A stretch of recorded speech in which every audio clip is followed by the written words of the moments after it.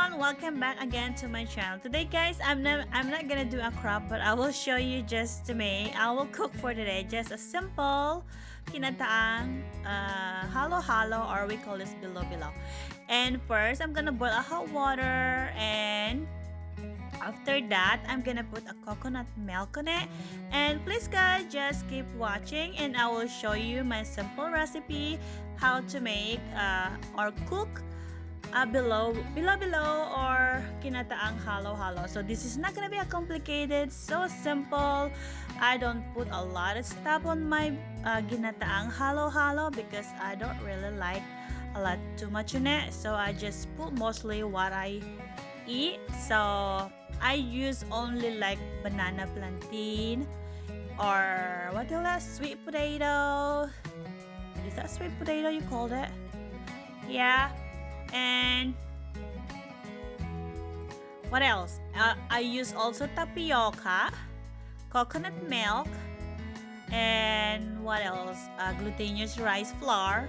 And I think that's mostly what I put to my ginataang halo-halo. So after na siya na-boil, so nilagay ko na yung yung kamote. So after that, wait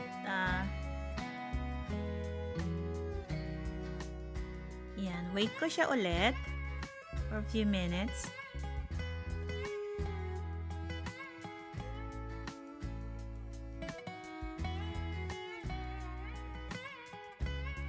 Then after na siya ma-boil, ilalagay ko siya ng yung glutinous rice, so para siya, yan ko siya, nalagay ko siya.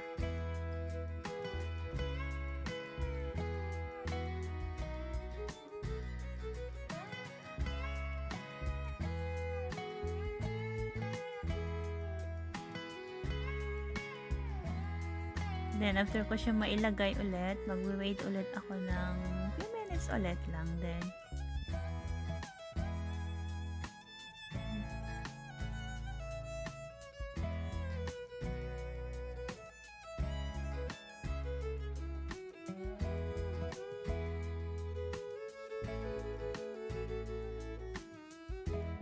So ayan lang guys, hindi ko siya nilagyan ng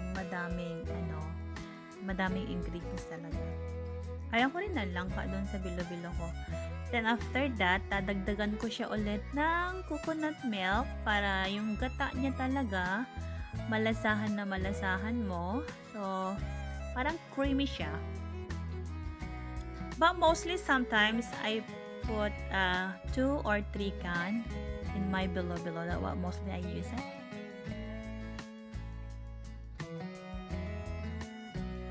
So, hindi siya mahirap lutuin, guys. Madali lang naman siya.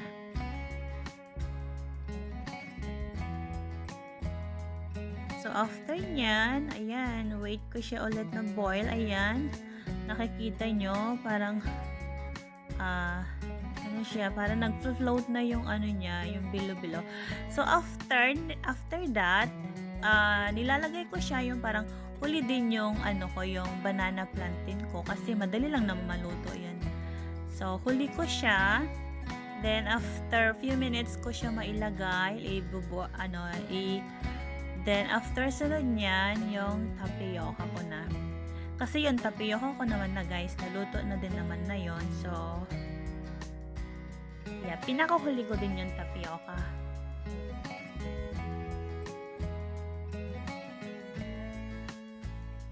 Yan, halu-haluin ko lang siya. Very colorful.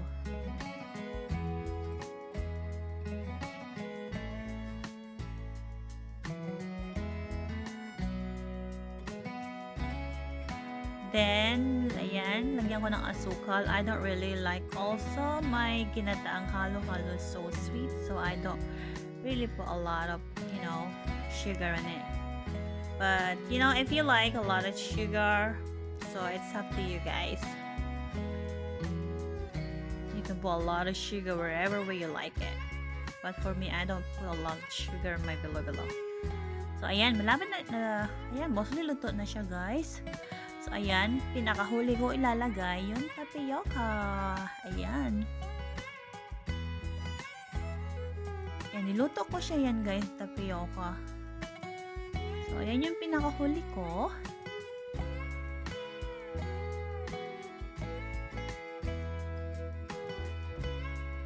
At wala tapioca. Yan. Ayan, okay na siya. So, haluin ko lang ng konti. Then, wait ko lang mag-boil siya for a few minutes. Ayan, this one is ready to serve na siya. So, ayan. And hopefully, guys, and hope you guys, I see you in my next vlog. And hope you have fun watching. And bye, everyone.